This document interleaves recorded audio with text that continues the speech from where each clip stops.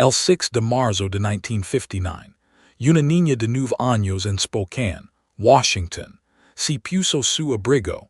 Acomodo una pequeña caja de mentas bajo el brazo y salió por la puerta principal de su casa. Iba a entregárselas a un vecino. Un encargo sencillo. El tipo de tarea que los padres asignaban sin pensarlo dos veces en 1959. Caminar dos casas más abajo, entregar las mentas y regresar a casa para cenar. El trayecto debía tomar 10 minutos. Candy Rogers nunca regresó a casa.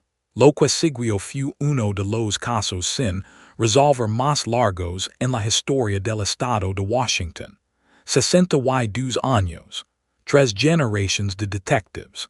Una familia que jamás dejó de esperar. Y una sola gota microscópica de evidencia biológica. Algo que nadie siquiera sabía buscar en 1959. Guardada silenciosamente en un almacén de pruebas, sosteniendo la única respuesta que realmente importaba.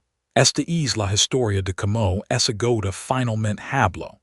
Y de cómo la verdad, cuando por fin ligó, envió ondas expansivas a familias que nadie esperaba. Antes de hablar de lo que ocurrió, necesitamos hablar de quién era Candy Rogers.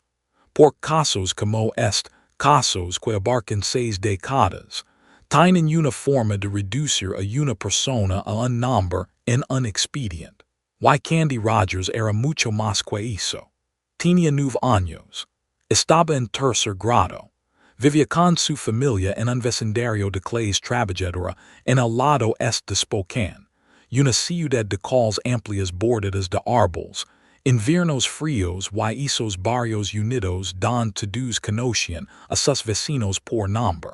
Según todos los relatos, Candy era una niña brillante y responsable.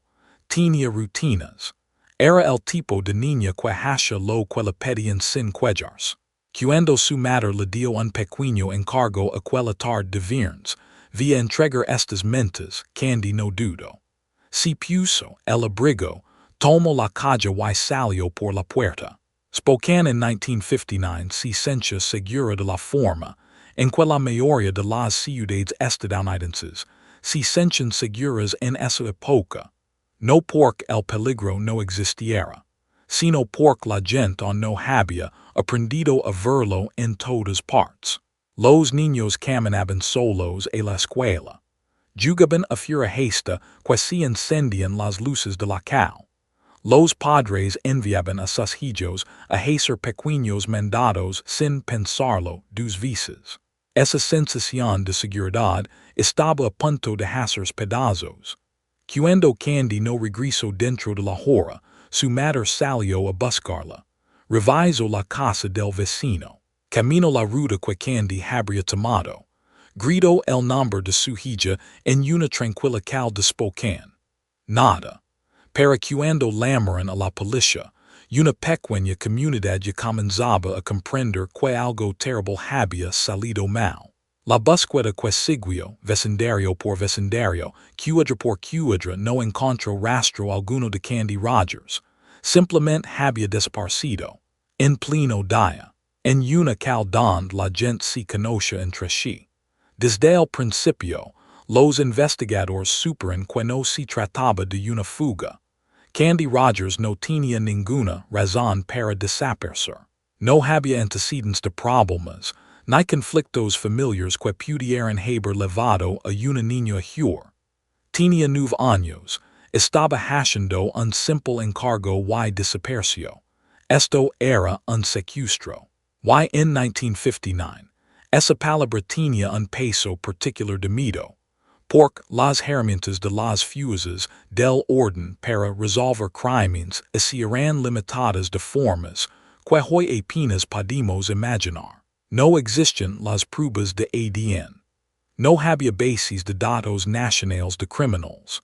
No había registros de teléfonos móviles para rastrear, ni cámaras de vigilancia en cada esquina, ni huellas digitales para que un depredador dejara atrás. Había trabajo de campo, había testigos, había evidencia física, y había una ventana de tiempo, que se cerraba rápidamente para que todo eso pudiera ser útil. Los detectives de Spokane trabajaron el caso intensamente durante aquellas primeras semanas. Recorrieron el vecindario. Hablaron con todas las personas que pudieran haber visto algo esa tarde de viernes. Reunieron toda la evidencia física disponible. Y aquí está el detalle que importaría 62 años después.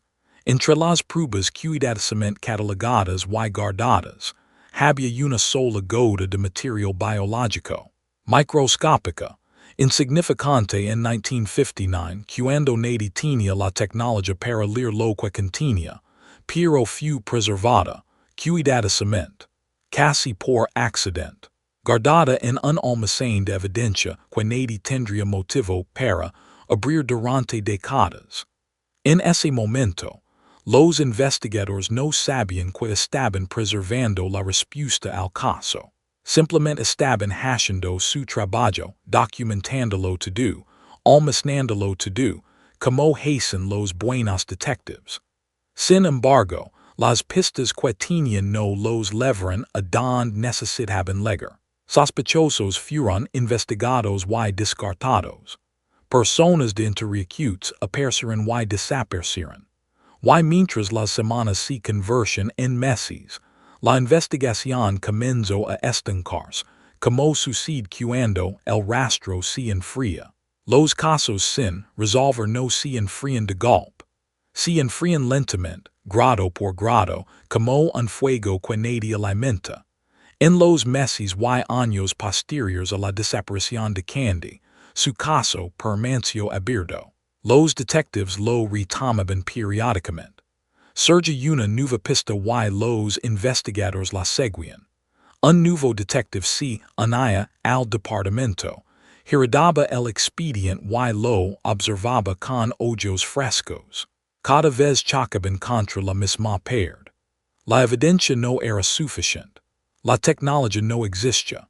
Y la persona responsable, quinquiera que hubiera aprovechado aquella ventana de 90 segundos en una calle de Spokane en 1959, había vuelto a mezclarse con la vida cotidiana. Para la familia de Candy, esto no era una frustración burocrática. Era su vida. Piensa en lo que significa vivir 62 años sin respuestas. Es cada aniversario del 6 de marzo. Cada reunión familiar donde falta alguien. Cada década que pasa y tres nuevas generaciones que conocen a Candy solo como una historia, una fotografía, un nombre pronunciado en voz baja en la mesa.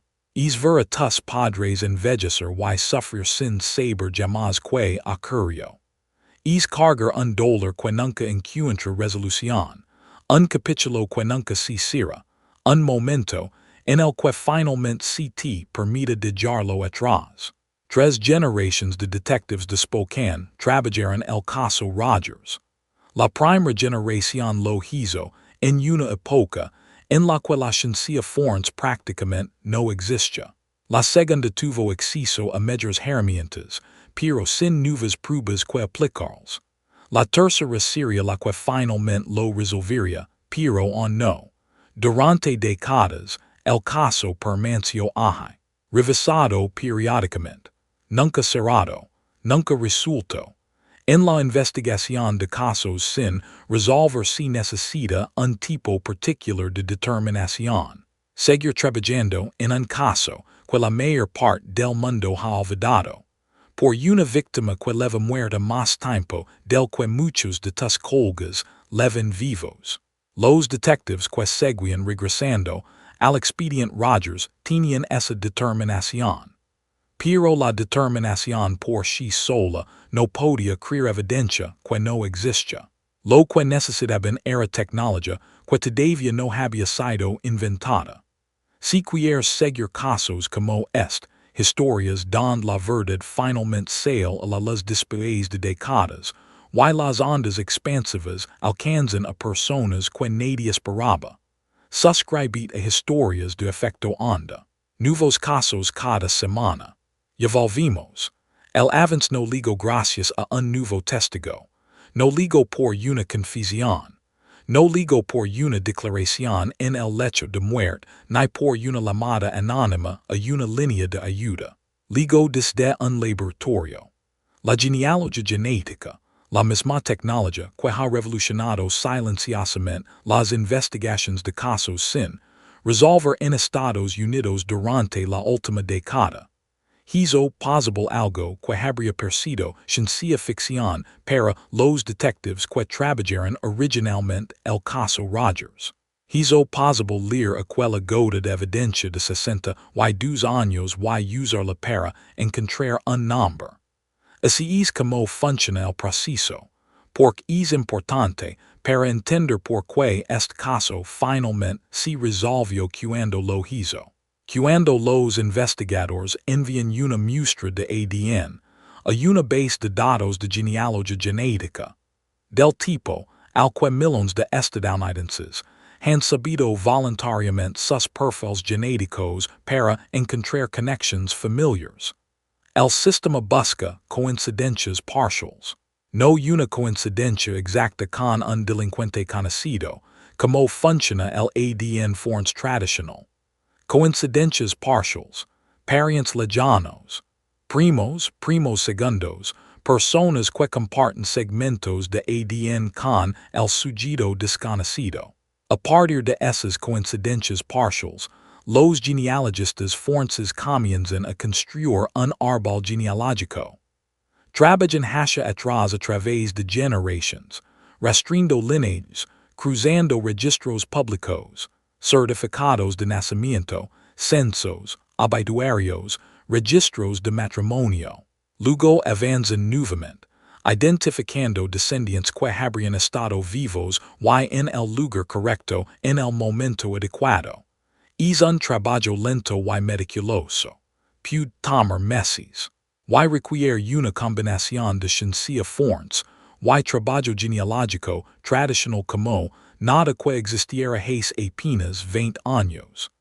En el caso Rogers, los investigadores enviaron la evidencia biológica preservada para este análisis, y el perfil que regresó era lo suficientemente sólido para trabajar con él, a pesar de tener 62 años de antigüedad.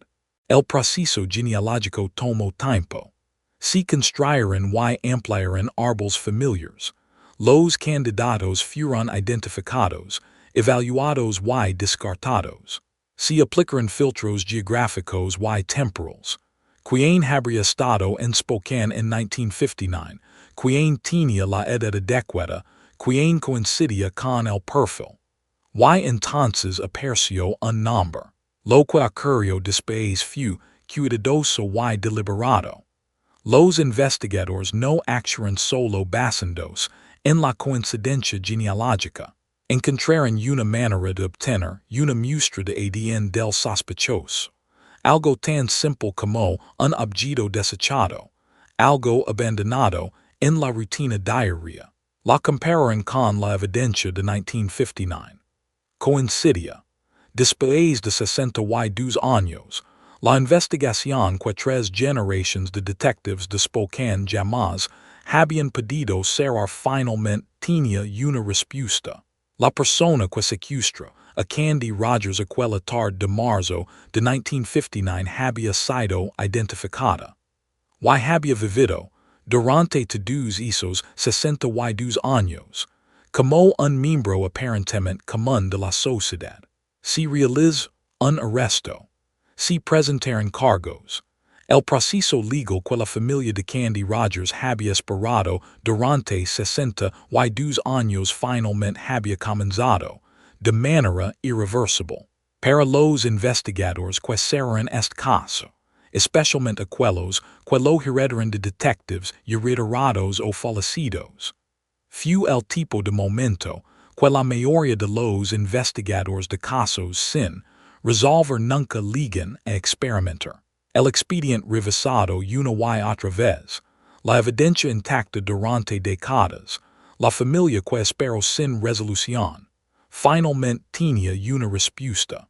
Para la familia de Candy, los sentimientos no eran simples. La justicia, cuando finalmente llega después de 6 décadas, no dejes los 62 años de ausencia de esa justicia. Hey alivio, hey un dolor silencioso, y específico que lega con finalmente saber la verdad. Está la extraña experiencia de cualquier leg tan tarde que muchas de las personas que más lo necesitaban ya no están vivas para recibirlo. Pero aquí es donde la historia se convierte en algo más grande que un solo caso. Este es el efecto onda. Piensa en lo que realmente puso en marcha la decisión de 90 segundos de un depredador en una cal de Spokane en 1959. Y sigue el rastro hasta los extremos. La familia inmediata de Candy. Una hija, una hermana, un futuro arrebatados. Padres que pasaron décadas sin saber qué ocurrió con su hija. Hermanos que crecieron bajo la sombra de una desaparición sin resolver, construyendo sus vidas adultas cargando esa ausencia. Los detectives. 3 generaciones de profesionales de las fuerzas del orden que asumirán este caso como parte de su identidad profesional, que trabajarán con las herramientas disponibles, y que lo entregarán a la siguiente generación cuando se retiren o siguieran adelante. El peso de un caso sin resolver no desaparece, permanece con quienes lo cargan. La comunidad, residentes de Spokane que recordarán el caso, que lo mantuvieron vivo en la memoria local durante 6 décadas, que reconocían el nombre de Candy Rogers incluso mucho después de que la urgencia inmediata de 1959 se hubiera desvencido. Y luego está la onda expansiva que va en la otra dirección, la que casi nadie considera hasta que llega, la familia de la persona arrestada. Personas que no tuvieron nada que ver con lo ocurrido en 1959. Construyeron sus vidas, matrimonios, carreras, hijos, nietos, durante las décadas posteriores. Conocían a esta persona como esposo, padre, abuelo. No tenían ninguna razón para sospechar lo que estaba enterrado bajo la superficie ordinaria de una vida común. Y entonces, sin previo aviso, 62 años después de que una niña de 9 años saliera de su casa con una caja de mentas, alguien llamó a su puerta. Y todo lo que creen saber sobre la persona que amaban cuidó repentinamente, irrevocablemente, reescrito. Eso es lo que es el crimen. No termina en el momento del acto. Se expande a través del tiempo, de las familias, de las comunidades. Y continúa moviéndose mucho después de que la persona que lo inició haya dejado de pensar en ello. A veces viaja 60 años antes de alcanzar a personas que jamás lo vieron venir. Eso es lo que queremos decir cuando hablamos del efecto onda. No solo la investigación, no solo el resultado legal. Todo el impacto humano de una sola decisión terrible, rastreado hasta sus límites más lejanos. Este caso es un recordatorio de dos cosas que los investigadores de casos sin resolver siempre han sabido y que el resto de nosotros a veces olvidamos. La primera, la evidencia no tiene fecha de vencimiento. Una gota de material biológico preservada en 1959 pudo leerse en 2021. La ciencia alcanzó a la evidencia. Y cuando lo hizo, 62 años colapsaron en un instante. La segunda, la justicia tampoco tiene fecha de vencimiento. Puede retrasarse, puede posponerse, puede sentarse para las familias que han esperado durante décadas, como si nunca fuera alegre. Pero el trabajo continúa. Los expedientes permanecen abiertos. Y los detectives que heredan estos casos, que retoman donde la generación anterior se cuidó, siguen adelante. Para Candy Rogers, 62 años es la respuesta a la pregunta de cuánto tiempo puede tomar. Para su familia, también es una vida entera. Ambas cosas son ciertas al mismo tiempo. Si esta historia te impactó, si quieres seguir los casos donde un solo momento cambió tu y rastrear cada onda expansiva que dejó atrás. Suscribite a Historias de efecto onda. Nuevos casos cada semana. Y si tienes preguntas, reacciones o casos que crees que deberíamos cubrir, déjalos en los comentarios. Esta comunidad es parte de cómo estas historias permanecen vivas. Nos vemos en el próximo video.